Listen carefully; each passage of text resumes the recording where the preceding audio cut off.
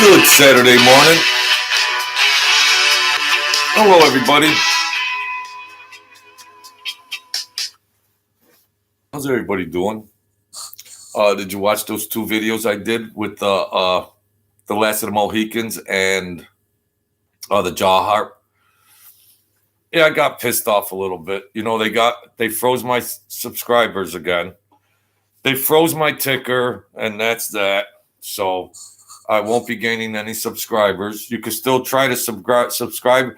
When they turn it back on, it might catch up. I don't know, but I'm frustrated at this point in time. I mean, what are you going to do? They got me under this YouTube, they censor, and once you're on their radar, that's that. So however long my channel continues to go or grow, who knows? Underhanded motherfuckers, I'll tell you that much. Yeah. Hey, Super Mario. So, yeah, now I'm swearing on here and everything else because I don't give a fuck anymore. They're censoring me, these YouTube devil motherfuckers, and they freeze my ticker, and you can only talk about this or that and everything. So my subscriber ticker number will be froze again for another 3 months. So they're evil. They're evil. So whoever their moderators watching this, fuck you. That's all. To your YouTube moderator watching this, go fuck yourself. Turn the channel right off, you devil motherfuckers. Forgive me, Mario. So that's where I'm at with this channel. They froze me again, and that's the way it is. You can't dodge them. You can't dodge them. Once you're on the radar, you know, if you don't follow their script and you're not with their political party and you're not a brainwashed robot that they want you to be, then they could fuck with you. Communist motherfuckers. So I was really on edge yesterday when I did that, video, but I did show those performances of the Last of the Mohican and the Jaw Harp, Blessings of Nature. But yeah, they clusterfucked my channel and they got me frozen again. So however long they keep me on here, they keep me on here. But I'll tell you one thing. They're cursing themselves. They're cursing themselves. The demons will be on their ass. They're just cursing themselves. They open up that Pandora. They censor me. They open up that Pandora box. The angels have their eyes on me. The angels keep guard of me. And when those scumbags try to mess with my message and even my spiritual devotions, they're cursing themselves. So they'll all get taken care of. The demons will get them. That's all. The demons will get them. That's how it works in this world. Don't worry about the person you see in the face. You worry about those demons. So Mike Franzese did a talk with Mike Tyson. It was very, very interesting. There was an ex-football player that was also there. And, they were talking about the gas tax scam and everything else. But it put Mike Franzese in a real good light. It's the Mike Tyson channel, his YouTube channel, I guess. And he was really talking about now that gambling ring where I was telling you about people running money all over this northern corridor. Now that gambling ring was so big, and I believe it was like Mike Francese's pet gambling, because they were fixing pro athletes. They had a lot of pro athletes fixed. A lot of the athletes were gamblers, and they would gamble in New York City. So you might be a quarterback. The quarterbacks, they gambled, and you owe a book $200,000. Back then they weren't making money like they did that they do these days. And so the boss or the captain might say, well, listen, Mr. Quarterback, forget about that $300,000 you owe. In this game, you're gonna throw this game. You know, you're gonna fumble the ball, you're gonna throw interceptions, you're gonna throw this game, and we're even. Don't worry about it. So Mike Francese's angle on that, now he could pounce. That's a lot different than just running a bookmaking operation and getting money melted in like that. That was his own personal cash register, because the word would have been out.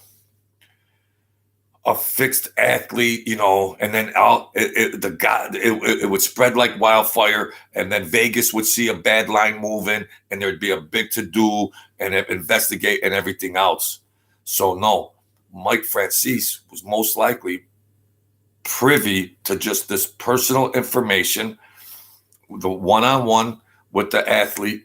He'll take care of whatever they owe. Don't worry about it. And it wasn't like it's money on paper. It's just money on paper that Mr. Quarterback owes $300,000. That's just money on paper. They didn't give the quarterback $300,000 to make him owe it. It was just what he lost on paper. So big deal. So to erase that debt, they would say, well, don't worry about that money, Mr. Quarterback. In this game here, just make sure this happens. Just make sure that happens. So Mike Franzese was really, really sharp on that. And he was running his own personal money, most likely, across the Northern Corridor, all the way to melting it into Vegas, probably through 5 or 6 books, casinos over there, and systematically making that so it doesn't, making good money systematically so it didn't raise any eyebrows. So sharp guy, really sharp guy. I believe, how you doing, Trenchcoat? I believe that Mike Franzese, now, you know, he always says there was no drugs, but he has an ego, and he didn't want the viewers to think that the drug operations were making a lot more money than the other operations, more than the bookmaking operations. So he don't put much light on that because he has an ego, and he's like, well, no, nobody did drugs, blah, blah, blah. You get in trouble, you do the drugs. But he doesn't want to acknowledge that per se, that was a big money maker, because he has an ego in the bookmaking operation that he ran. And then he did his own personal bets, rivaled, rivaled all of that. See, just by ego, because nobody could be running a bigger racket than Mike Franzese, which they haven't with the gas scam. So I understand where he's coming from there. Everything's good here, Trenchcoat. I understand where his perspective is and his motivations are there. But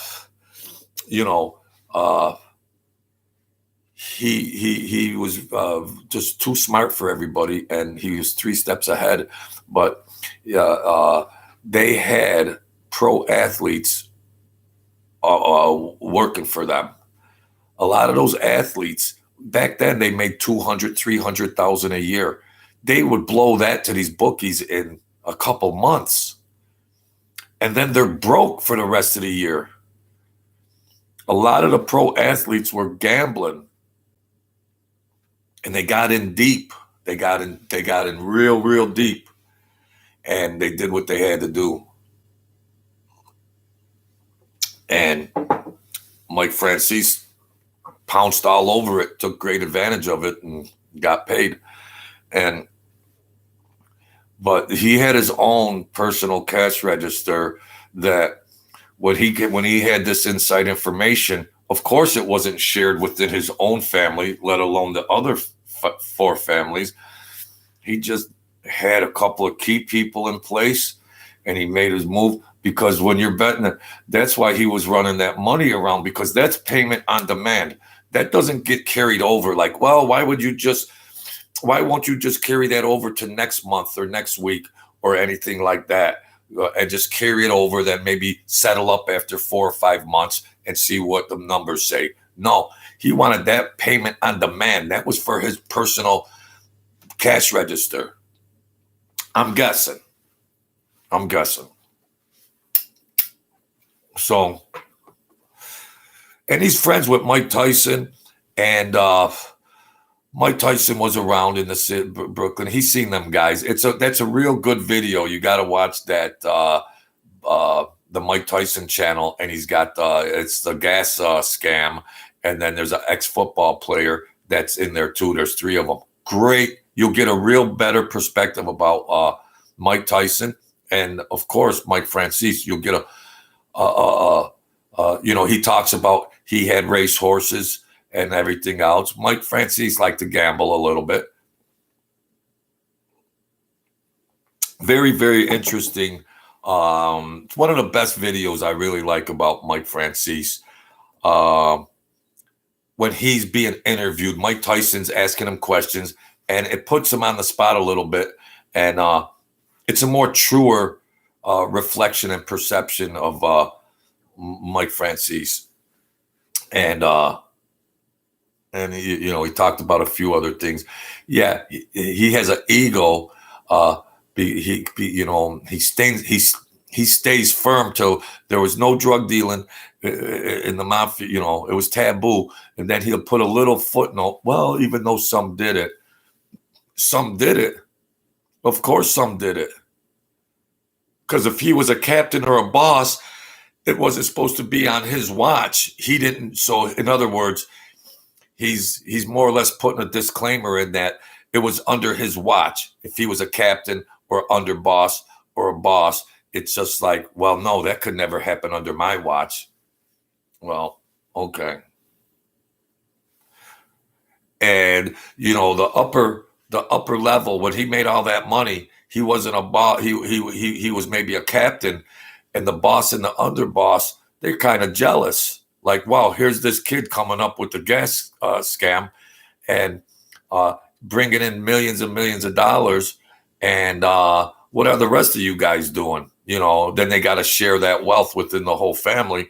But he made them look silly, too. You got to think about these things of how they were perceiving this guy. Yeah, the money was good. And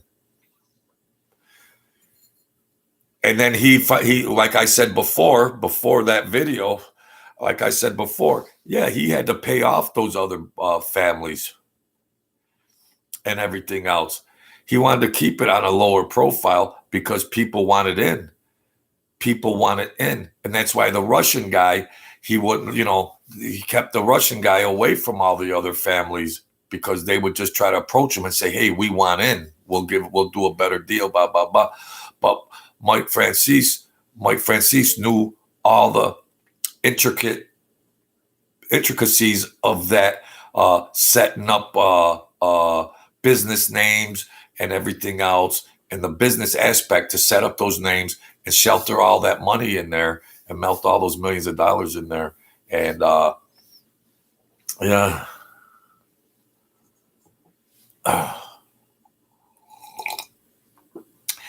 Yeah. The trench coat says, yeah, like a lot of those mob guys romanticize their life to a certain degree, even if they claim not to. Yeah. He says, well, I'm out of that life. I go around and I do speeches and everything else. And yeah. But in the meantime, he's talking about it. Yeah. Good point. The soulless trench coat. Good point. And so, and they were dealing drugs. And like the Colombians came in and they were doing it right in the same streets. The mafia guys were going around those boroughs and but they didn't mess with those Colombians. They didn't mess with the Colombians. It's a whole different ball of wax, them Colombians. So, they claim to have power and do this or that, but those Colombians infiltrated all the way up there and brung crack, heroin, and cocaine and everything else into those streets. So, and their own associates and people were doing drugs. The crime families had 1 million drug addicts in their families. You can't dodge that, Mike. You can't dodge that. There's no way around it. They're drug addicts, degenerate gamblers. You can't dodge that. It's not pearly white. You know,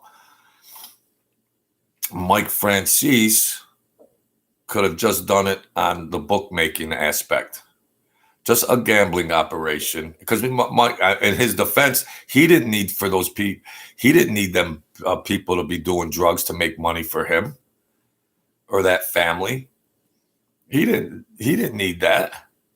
No, he did not need that at all. He had enough. He didn't need that revenue from those dealings. So that's a real good interview. You got to check that out. Mike Tyson and Mike Franzese. And they talk about that gas scam and everything. And I'm sure you all know about it and everything else. There's some other good stuff that they have in there that hasn't been released out in any of the other videos. So if anybody watches this, that'd be an interesting video to watch. You get a more insight look at Mike Franzese and Mike Tyson. Mike Tyson, he's asked a lot of good questions. And then there's an ex-football player there too. And then it was a good threesome that they put on. So that's that. So thanks a lot, folks, for coming in here and everything. And I'm just going to keep going, see where this goes. They froze my subscriber numbers, and I don't know. I don't know where I'm going from here. But thanks for your support just the same. God bless you all. Have a great day.